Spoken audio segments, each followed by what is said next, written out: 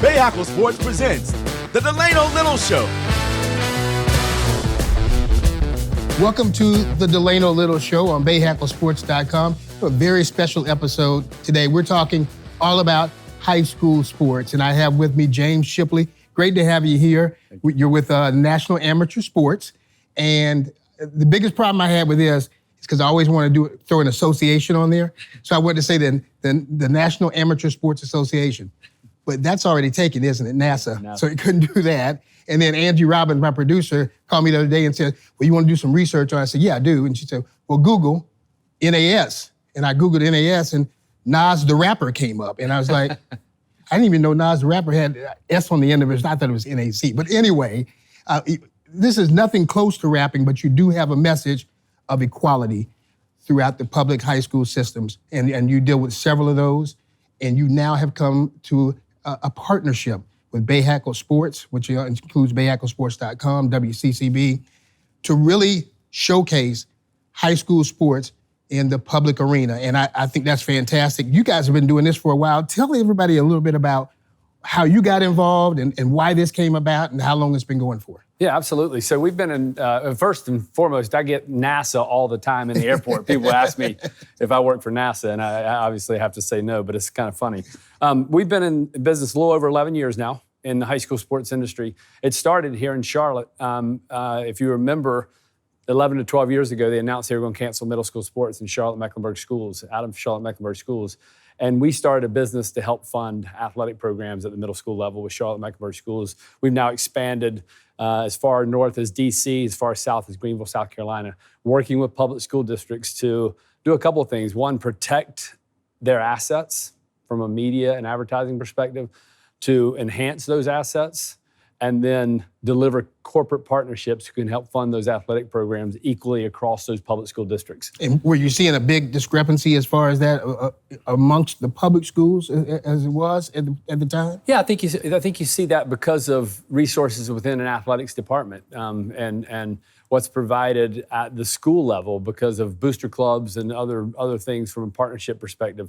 So we've been able to hopefully bridge that gap somewhat and continue to get better and better in it, because high school sports industry with technology enhancements and the ability for someone to be at every high school football game on Friday night without actually being there because of technology with automated cameras and things of that nature, it's really advanced the ability to aggregate all that content and viewership based on every school instead of just the top football program on a Friday night. And that's where Bahakel Sports comes in, and you guys did a partnership. For your first partnership like this is a major undertaking. You're planning on doing 40 live events, and it's not just football. People always think about football, but it's all kinds of different sports too that they're going to showcase across 6 different sports.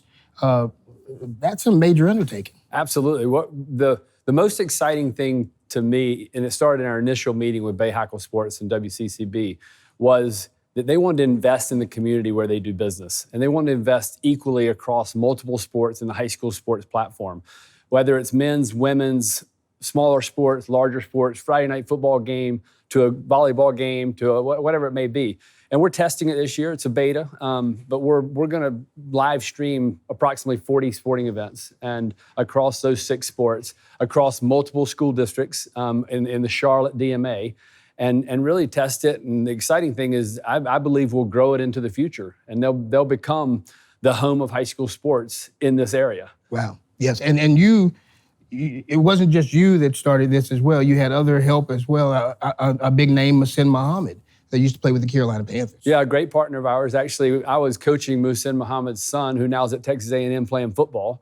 My son, who's at Clemson playing football, they played together in Pop Warner. And Charlotte-Mecklenburg schools announced they were going to take middle school sports out of the school system and not fund it any longer. And we stepped in. He initiated a meeting with Dr. Gorman. Peter Gorman at the time was our superintendent, who was a Michigan State alumni, which Moose was as well. They had done a lot of work together. And we came up with an idea to help bring community partnerships in. And you can look back, Rick Hendricks stepped in and helped fund middle school sports for that year. Right. And we've grown the program from being a kind of a donation model to where now it's a true marketing investment for companies to get involved. And we have great businesses that are involved in all of our communities that give back to the community, get true brand value out of it, but then also enhance the high school sports atmosphere. How hard was it when you went to people and said, this is what we want to do? Because I understand that there are a lot of Fortune 500 leaders that played high school sports, almost 95% of them. Yeah. So how difficult was it when you came up with the idea and you started going to these partners, if you will, to work with to get them to fund it? So we've never had one company that we've addressed and approached say, no, we don't want to be involved in the community or high school sports. So that's been the great thing. When you get down to the marketing department, they want to see the data behind how many times they're touching something, viewership, all of the above. What people don't know about high school sports is high school sports in this community is the largest fan base in this community. Yes. Not that the Panthers don't have a great fan base, the Hornets don't have a great fan base, or Checkers, or whoever it may be. But there are hundreds of thousands of fans that participate in high school sports in a year, and probably in the millions if we came up with the true number. So being able to reach that audience, and us over the years being able to aggregate that audience, whether it's through a digital platform, automated cameras, electronic ticketing, all the things that technology advances have allowed, makes it much more attractive for those marketing departments to spend the money. It's amazing that I had a career in television that spanned 29 years, and I did a lot of different things, the Carolina Panthers, did all kinds of different shows. But the one thing that I'm noted for when I'm out on the streets and people are hollering my name, it doesn't happen very often, but when they do, high school football. Hey, you did a high school football guy. It's amazing how many lives it touches, and it's not just the athletes themselves, but the cheerleaders, the bands, the people that are in the background. It touches so many lives. Yeah, I believe, I've always believed, and I'm passionate about high school athletics, as you can imagine, but I've always believed it's the front door to every high school and every community. It drives excitement around the Friday night games all the way down to the big teams that make it in other sports, and it drives a way to have fun with kids in high school while they're entertaining and showing like something that's crazy valuable to them in the long run. I mean, when you talk about high school sports, I'm lucky enough as a parent to have 2 kids playing college sports. A majority of kids don't go on to play college sports, right? But their high school experience is something they'll never forget. And whether it's that Friday night game and the cheerleaders or the band or whatever it may be, it's really exciting for those communities to engage and participate in those at every level. Let's go back to Bahakel Sports and your partnership with them. Got some big events coming up, and this is the first kickoff. And this wasn't allowed back in the day. North Carolina High School Athletic Association had their hands all over it, and you couldn't do these kind of things. They've loosened the grip a little bit. And now this is a big deal to highlight these live games. We start out next week. You want to talk about some of the events coming up that you guys have set up? Yeah, the cool thing about what Bahakel Sports is doing, in parallel with us is it's usually a crawl, walk, run strategy. We're actually starting out running pretty quickly. We've got a preseason soccer event at Memorial Stadium this weekend with 6 teams participating, both private and public. Then we have the Thursday night kickoff classic presented by Ortho Carolina, one of our community partners, where you have some really tremendous games. Both will be live streamed on NFHS Network and then pushed to bahakelsports.com. Then Friday night, Audrey Kell Providence is our first high school football game that's not a special event. Right. And then Saturday, another special event, which is new this year, which is the Turf King Football City Invitational in Rock Hill. And we'll have the former state playoff game last year, Cardinal Gibbons against Chambers at 4:30 on Saturday. So yeah, pretty exciting start over the next 15 days. And that's a good thing that you included South Carolina in this as well. I know on that Thursday night, you got Dutch Fort coming in and the former coach of West Charlotte, Tommy Knotts, coming in. That's pretty exciting.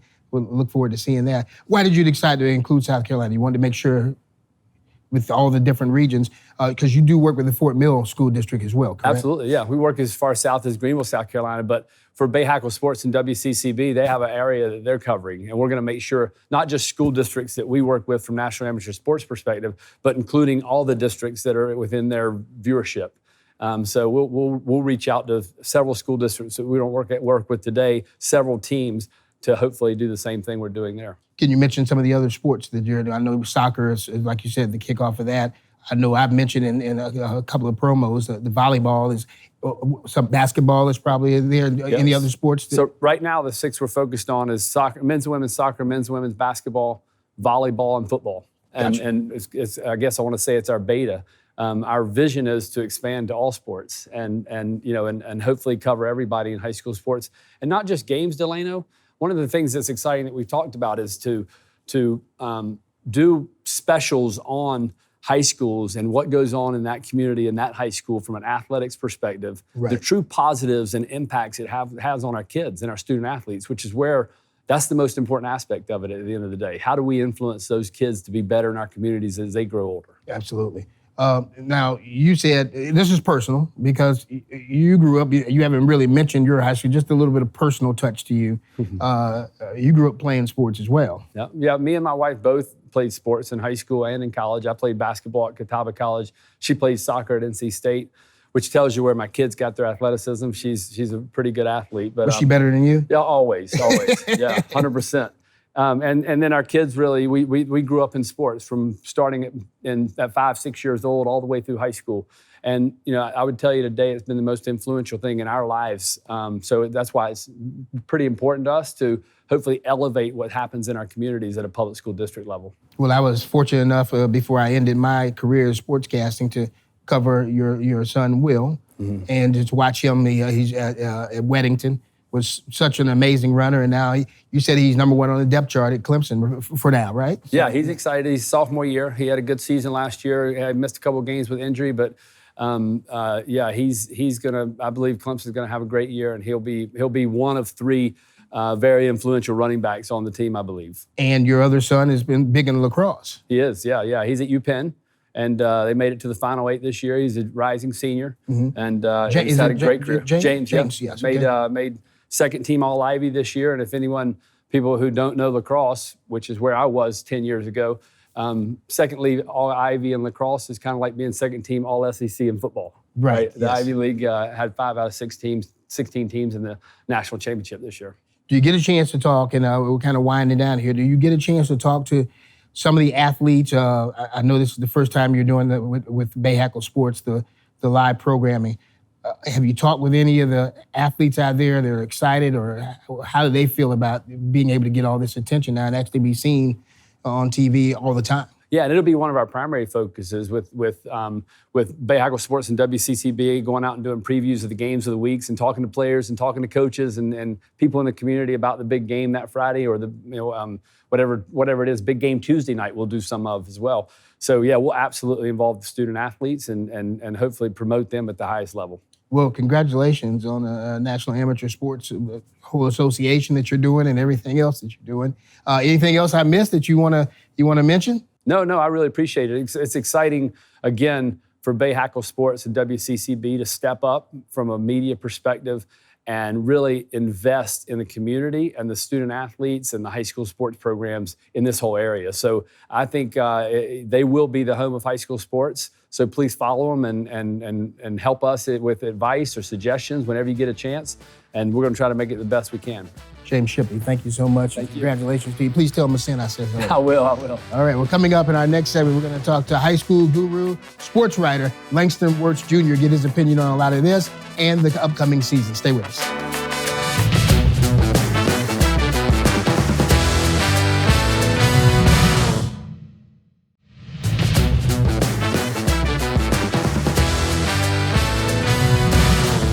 Welcome back to the Delano Little Show on BahakelSports.com. We have switched out the seats, and we now have Langston Wertz Jr.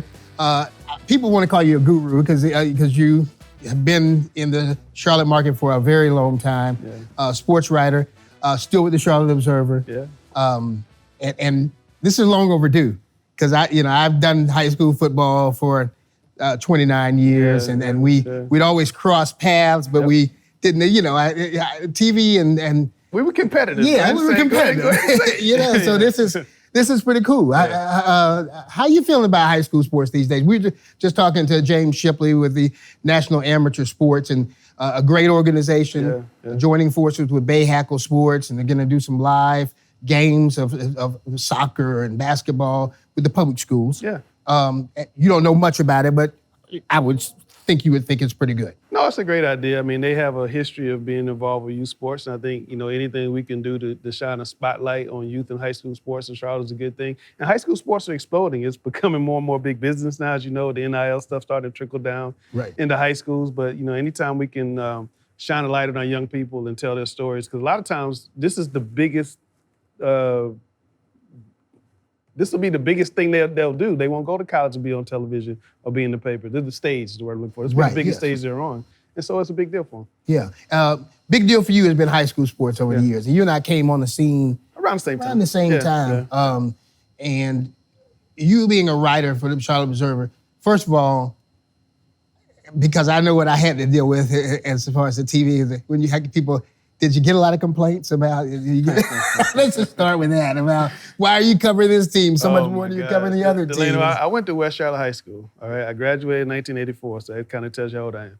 And when I started working at the Charlotte Observer, West Charlotte was good in everything. In football on Friday nights, the first round of the playoffs, we call it Black Friday. Right. Because every team in Charlotte would lose except that one team, Right. West Charlotte. So for 5 or 6 weeks, the most important part of the season, this one team was playing, I was covering them. Why are you always covering West Charlotte? There's nobody else to cover. And then they were good in basketball. They were good in girls track. They were good in volleyball. They were good in everything. They were good in tennis. They won a tennis state championship. And so I was always covering my alma mater. So it was like, you're biased towards West Charlotte. So I got that all the time. And then, why don't you cover Team X or Team Y? You're always going to get that, because, and a lot of times what happens is people start paying attention to it later in the year when there's fewer teams playing. At the beginning of the year, when you're covering everybody, not as many people are paying attention. That's what's so good about this thing with Bahakel Sports is because now they'll be able to broadcast some of these teams to everybody when everybody's playing. Right, yes. Because, like I said, it's a bigger stage for everybody, which is great. And West Charlotte had such a transformation, and when you think about the National Amateur Sports, what they're doing to try to make sure that everybody is on an equal playing field, no pun intended, but West Charlotte fell off there as far as funding and things of that nature, and they were so good, then they fell off, and then you saw independence come into play, and then Tommy Knotts was the main factor who left West Charlotte. He went to Independence. They became stars. And then, of course, he left and went to Dutch Fork. That's going to be playing coming up next Thursday, or coming up this week. I'm just trying to think about how that all is cyclical as far as the different teams. And Butler became a star. Yeah, it kind of is. I mean, Charlotte's been kind of that way since West Charlotte because even before in the 90s, it was West Charlotte in the 80s. And then West Charlotte was good in the 90s, and they fell off, and Independence became good, then Butler became good, then Mallard Creek won 3 state titles in a row. So there's always kind of been a little shift. Now Chambers is trying to reach their 5th straight state championship game. So everybody's looking at Chambers now as the team. But there are other teams bubbling up. Providence Day, one of the private schools, looks like they're going to become an IMG level school with the kind of talent they have. They have one of the most talented teams I've ever seen. Wow. Going into the season this year. So, and they got a great coach, Chad Greer, who his son Will is the quarterback of the Dallas Cowboys now. Will was National Player of the Year when he was in high school for his dad at Davidson Day. So, but yes, in the public schools, it's been very cyclical. It always seems like there's one team that's really good. The difference now, I think the teams below them are really close. Like when West Charlotte and Independence were really good, they were kind of head and shoulders above everybody else. But ever since then, there's a really close level of separation. Butler was really close to Independence. Huff was really close to Chambers. Huff was really close to Mallard Creek. So I think that's what you're seeing right now. Now we're talking a lot of the main teams as far as 4A level, 4AA level. Yeah. But we have some amazing teams and some amazing players that came from 3A and 2A and single A. Yeah. Which team stuck out to you over the past years that we've been doing this have stuck out to you? That's a tough question. No, it's not. No, because when you started asking that question, the first thing that came to my mind, 1997, I may have my day wrong. I was at Kannapolis, A.L. Brown, and they were playing West Charlotte. West Charlotte was good during that time. Right. And everybody thought West Charlotte was going to go undefeated and win the state championship. They did win the state championship, but they lost one game. They lost to a kid, A.L. Brown, a kid named Nick Maddox. He was a freshman. I called my boss on the phone. I said, I don't know who this kid is, whatever number he was wearing. I said, but he's special. He's going to be one of the best players I've ever seen. He was a freshman. He ran a kickoff or a punt back for a touchdown. And then I remember in the state championship game, he must have scored 6 touchdowns in the state championship game. Just one of the best players I've ever seen. Right. So A.L. Brown with their history, Ethan Horton and all those guys they've had in there. Bruce Harden was the coach. They were certainly one of the best programs in the state. But then you got to talk about Shelby. You know, Shelby's probably the winningest program. Golden Lions. Probably the winningest program in North Carolina. And if you haven't been to a Shelby football game, it's just a different experience. It's like going to a mini college. I mean, the people camp out before not camp out, but they cook out before the game. Oh, yeah. It's tailgating going on there. Thank you. They're tailgating. And it's just a big deal. I mean, it's like the town kind of shuts down. Maiden is another one. I just came back from Maiden not too long ago. Maiden's another school. They call it the best little football town in the world, the best little football town in America. They used to have these things called Moonlight Madness. That there was a big grocery store conglomerate would have Moonlight Madness all in that part of the state. In every place they do Moonlight Madness on Friday, they'd make a lot of money, but they didn't make any money in Maiden. And then one time they had a meeting and they said, why are we doing well in Maiden? They said, well, there's 2,500 people in Maiden and 2,000 of them at the football game. That town literally shut down on Friday nights. Yes, and Tom Brown was the head coach that won so many games for a long time. Was and the winningest coach in synonymous with football Friday night. Yes, he did. He used to come on the show that I used to host called Football Friday Night, and he was fantastic. God rest his soul. Yes. But he was, and he embodied that town, and it's amazing how coaches. We talk about it, E.Z. Smith that was at Concord High School for so many years. How those coaches embody the community. Yeah. And everybody rallies around them, which is so important to have Bahakel Sports do these games where people can get that sense of community. That's one thing we've lost, though, Delano, is that football coach that stays there for 30 years. You just don't see that anymore. I remember, you know, we would go to college and come home, and all the teachers you had in high school and all the coaches you had in high school were still there. That's different now because coaches are doing other things. They find they can make more money doing other things. But there are little pockets still where that exists, and it's really cool to see when you run into it. Charlotte Catholic is kind of like that in Charlotte, in the big town. It's like a little town in the big town. Right. And their coach over there, Odo for so long, and now Brodowitz, and they've won, 4 state championships in the last 5 years. They're just a machine, aren't they? I mean, they run that triple. They run that wing tee, whatever you want to call it. Yeah, all that misdirection. But the thing is, those kids grow up together in elementary and middle school. They play together. They run that crazy system. And people forget Catholic wasn't very good until the late 90s because they didn't have middle school football. Right. So those kids would just come to high school, try to learn that system. They weren't as good. Right. Once they put in middle school football, the Holy Trinity, and those kids started running that stuff in middle school, they took off. People say Catholic recruits. Okay. Name me 5 dudes from Catholic that have gone high major in the last 20 years. Elijah Hood and who? Exactly. That's what I'm saying. Yeah, so it's a system. It's a system, and it's a belief, and it's family, and it's want to. And it's just the specialness of high school football that a place like that can do that well. Right. And Catholic has always seemed like it's a public school, even though it's really a private school to a certain extent. Yeah. Of the other private schools, who do you feel has had the best run since we've been doing it as far as, when you first came in, Charlotte Country Day was great. You got to say Country Day. Yeah, the Country Day. They had a run there about 10 years. They won the state championship almost every year, and if they didn't, it was Riley Ravenscroft with Ned Gannett. But then Charlotte Christians had a heck of a run the last 10 or so years. So I would say Country Day traditionally, Charlotte Christian right now, but look out for Providence Day, as I said earlier. I really think they're going to become what we haven't seen around here. They're going to be a private school that plays on the level of an independence. Okay. You, like you said, we came in about the same time, but you have history here, and you have a son that plays. I don't want to go without mentioning that because you want to talk about your son? Sure. I have 2 kids. My baby boy is Kamani. Kamani Wertz. He goes to Carmel Christian. He'll be a senior this year. They're going to have a nationally ranked basketball team. So they're going to have a chance to hopefully win a state championship. My older son, Trey, won a state championship at Providence Day. They actually beat Bam Adebayo in the state championship game. Okay. And in that game, there were probably 11 Division I recruits. It was high as high major basketball could be. And Roy Williams was sitting in front of me, and NC State and Clemson. It was crazy, all the coaches there. Trey's now be a senior at Notre Dame, and looking forward to a great season from him. All right. Well, let's go back to the football season now. We got the big games coming up here next week, or looking ahead to the season for AA. Who looks good to you? Around here, the normal suspects, Butler's going to be good, Huff's going to be good, Malik Creek is going to be a surprise because they kind of fell off a little bit. Right. They had not won a playoff game, I think, in 4 or 5 years until last year. Right, and that was after dominating them for a while. After dominating, they won 3 state titles. But they have a lot of talent. They got a quarterback from Charlotte Latin that's coming in. That was All-State last year. He's going to make a big difference. He's kind of the key to them. Butler has a quarterback. A young quarterback is going to be really good. The last time Butler had a young quarterback, it was really good. This kid named Riley Ferguson. They went ahead and won several state championships. Right. So I think Butler is going to be really good. Mallard Creek's going to be really good. Chambers is loaded. They lost their star running back, Dalen Smothers, who's going to Oklahoma.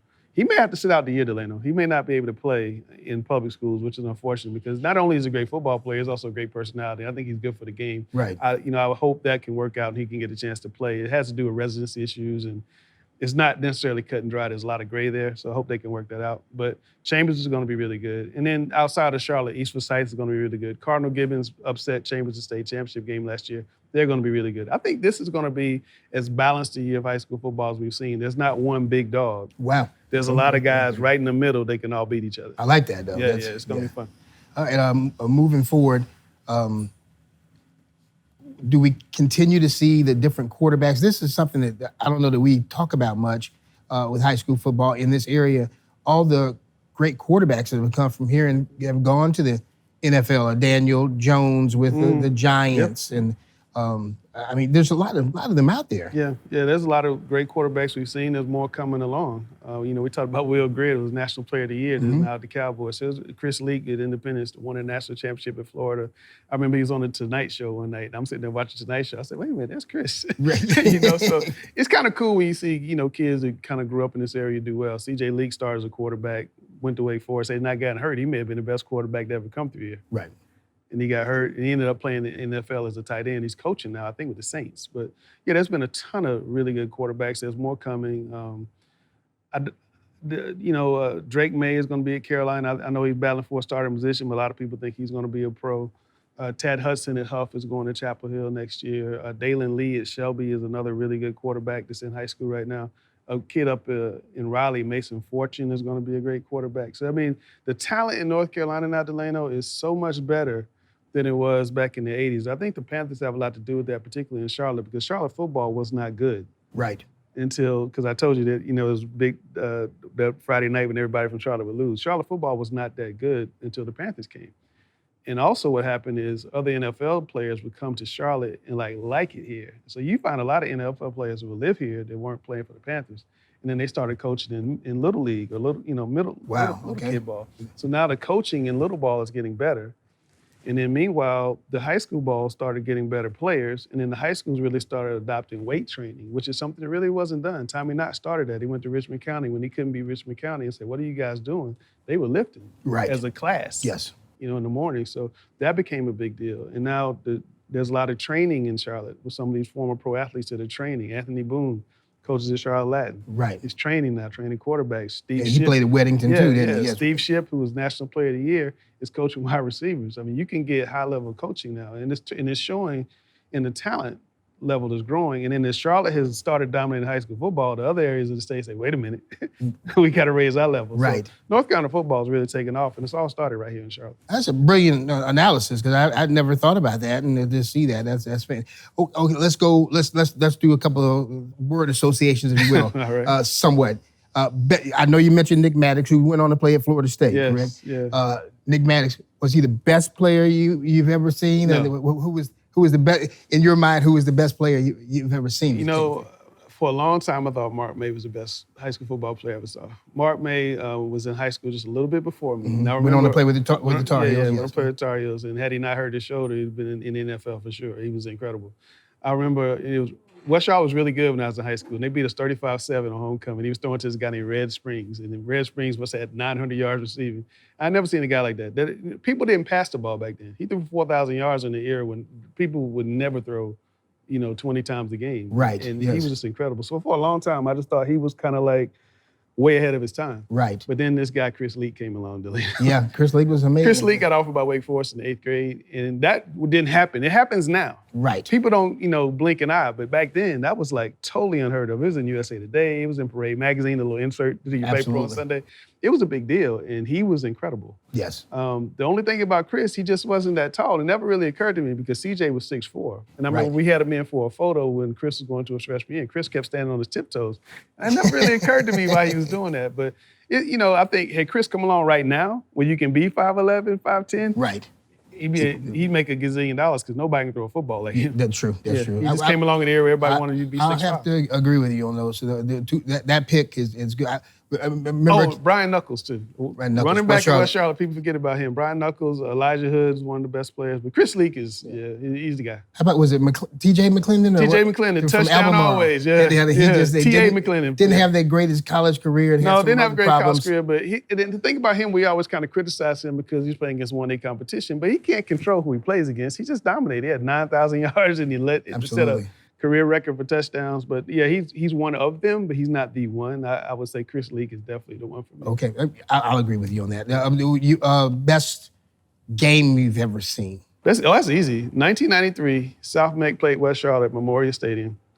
South Meck had them dead to rights. They were driving to win the game, last second field goal. Kicked the field goal, it was good. The referee said, wait a minute, you didn't kick it out, you didn't get the kickoff in time. The build up to that game, the hype of that game, you almost had to, looking back on it, there were 20,000 people in Memorial Stadium. We don't draw that many people now for high school football games. And it was just the talk of the town. There was no Panthers. The Hornets were kind of in their infancy. It was a big deal at that moment in time. And you had two great coaches, Tom Knott, Steve Shaughnessy. That was just a special game to me. It's probably the best game I've ever seen. I'm gonna go with Concord versus A.O. Brown. Any Concord versus A.O. Brown game. Which was a staple for many years until they broke up the conferences or whatever they did, which took that natural rivalry away. But they started playing at the beginning of the season. Yes, right. The game has to be at the end. You can't have a rivalry like that. Yeah, that's a heck of a rivalry. Yes, and I was there, and A.O. Brown won on the last play of the game, and I was actually a photographer back then in 1990 before I started anchoring the show, Football Friday Night, and I was a photographer, and I'm standing in the end zone. It's the last play of the game, and the quarterback throws it to the back of the end zone. It's tipped by a Concord player, and somehow I just luckily got it, because you're shooting those highlights. Yeah. You might miss something. Miss it, I just was right down on it. I was right on top of it, and the kid caught it lying on his back, and the place went nuts. And it was you get on the phone with Paul Cameron, I got the best highlight in the world. Yeah. I would always claim that highlight and say, that's the best highlight ever that we have in our files. And the thing about that rivalry is those two schools kind of are consistent. It was always the coaches were consistent, the fan base was consistent. Whereas in Charlotte, we talk about the good teams switch around because people move around so much. But your small town rivals, you can't beat them. Shelby and Crest is another small town rivalry you just can't beat because those two schools have such history against each other. You just don't have that here. Best, I'm going to go one more with you. Best coach to talk to and interview just for his personality or their personality? The easy answer is Tommy Knotts, because he would just say anything. I remember at the height of Independence's run, they won 9 straight football games. They were nationally ranked. I think they were high threes in the country. And they were playing Butler, and Butler was undefeated. And it was like the showdown of the century. And he called them the little puppy dogs. And we were filming, and we put it out. This was like, Twitter was just getting started. And we put it out, and that thing just blew up, had a gazillion retweets and likes and whatnot. But yeah, Tommy was fun. Aaron Brand, when he was at Vance, now Chambers, was fun because he was a little mini Tommy, and he's an Irmo now. But those two are probably, if you want a good quote, you can go to those two. Yes. Tom Brown if Tom Brown was around now with social media, he would probably be the most popular person in North Carolina, but just because of his passion. Yes. And, you always could go to him at the beginning of the year because he was just so passionate. He was going to give you all these great quotes about what high school football means to a community and how it just runs through the lifeblood of it. That's okay. The lifeblood of your community. For drinking, too. It's all good. But those guys are guys that kind of stick out to me. See, that shows what you are. You're passionate about what you're talking about. When you did Knocking that, over you know your what I'm saying? That's it. And we appreciate all that you've done. I know we didn't get a chance to cross paths much but it's I've always respected you and appreciated everything that you did, because I would read to get some of the knowledge. I'd have to read what you had to write, and and you've been fantastic all these years. You've been consistent, and I wish you the best of luck in the future. And you got a podcast here. You want to plug your podcast as well? Yeah, we got a podcast, Talking Preps. It comes on every Wednesday on our sites, on Apple Music and all all the streaming platforms and all the podcast platforms. We gotta get you on there. Okay, I would love to be on it. Yes. Yeah, I hope everybody will tune in. Langston, Wertz to you. All right, man. A pleasure to meet you. We got much more to come here on the Delano Little Show, so stay there. We'll be right back.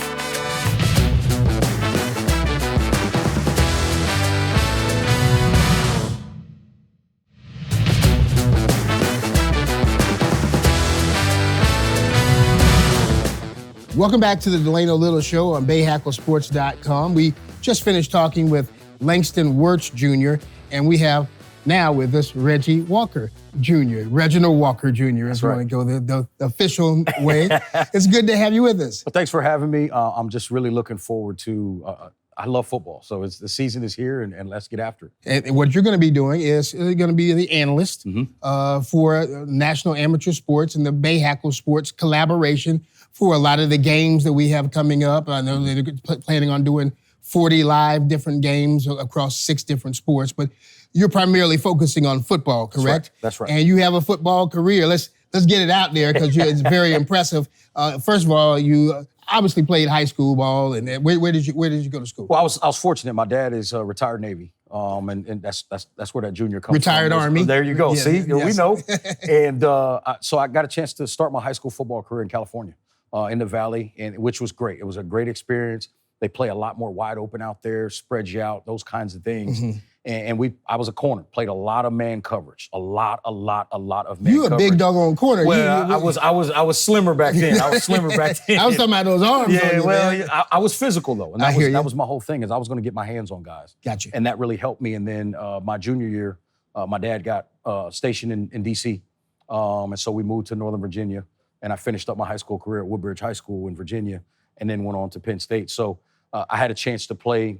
When I got to Virginia, it was a lot more physical style of football, a lot more, run the ball a lot more. And we did throw it around a little bit. Our coach, one of the things that I really benefited from was having a guy like a Tony Lilly that was a part of our coaching staff who played in Super Bowls, who really understands football. That great coaching staff, Brian Beattie as well, a couple of guys that really taught me how to play football and taught me how to understand the game. Right. And that set me up in a positive way for when I got to Penn State. Yes, in Penn State, you had a great career there. You went to a bowl game as well.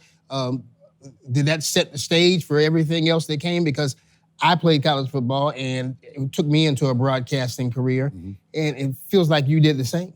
Absolutely. And it was funny because when I got there, my mindset was I was going to be a sports agent. And so I was like, I'm going to go play 15 years in the NFL. Then I'm going to just go to the other side and be an agent and do that for I took a labor and industrial relations class, and I said, there's no way I'm doing this the rest of my life. Right. It's not fun. And I said I had to find a way because I wanted to stay around the game. How can I stay around sports? So I found my way into the media world, and it was a blessing in disguise for me. And one of the great things that Coach Paterno allowed was when we had home games, I could do things on Friday nights and do sideline reporting at the high school games and those types of things. So my roots in terms of broadcasting and all that started on a high school sideline, and it continues now. And high school sports is, I was talking to Langston Wertz, and we kind of reminisced about the good old days. So we got here about the same time, and our careers kind of mirrored each other, him as a writer, me in television. You understand, and you seem to have a good grasp on what high school means, what this means to the community that Bahakel Sports is doing, that the National Amateur Sports System is doing. That's why you're involved, correct? Yes. I'm going to go back for a little bit. When I first started playing high school in Lemoore, California, we were 8 miles away from a military base. That was where the high school was. I lived on the base. I had to take a bus to the high school. But that little town, on Friday night at 6:30, there is nobody on the roads. There is nobody in the stores. Everybody is at the stadium.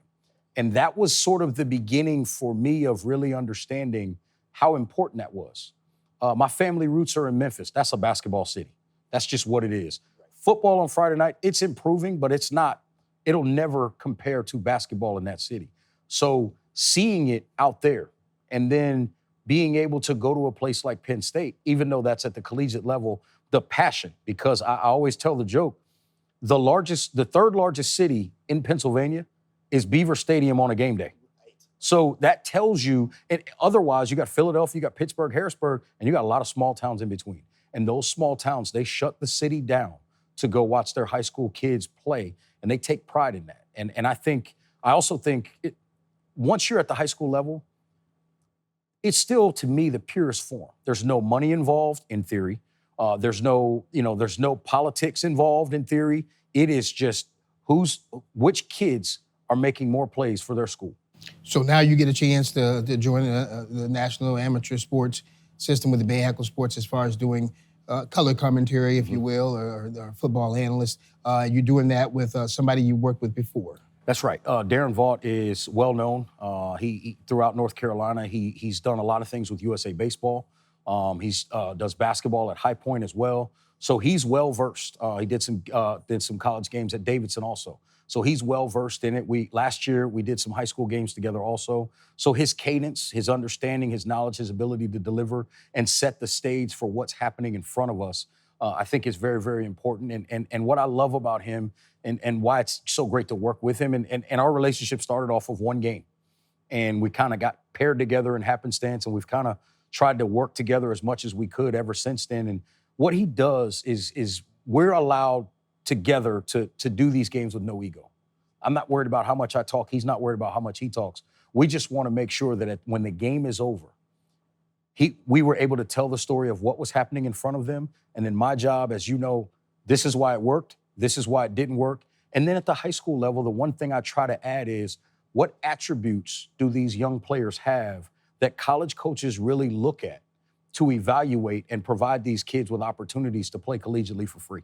And you mentioned earlier, we were talking that this is not just local. We know it's local, but the streaming aspect of it, the live sports, can reach a lot of different coaches, so to speak. Absolutely, and that's the thing that has really changed the game in recruiting. You don't have to, hear about a kid and call and ask for somebody to email you or mail you a VHS tape. That doesn't happen anymore. Right. They don't email you film anymore. Now it is send me the link to the stream. I'm a coach in Texas and I'm looking at a kid in Charlotte.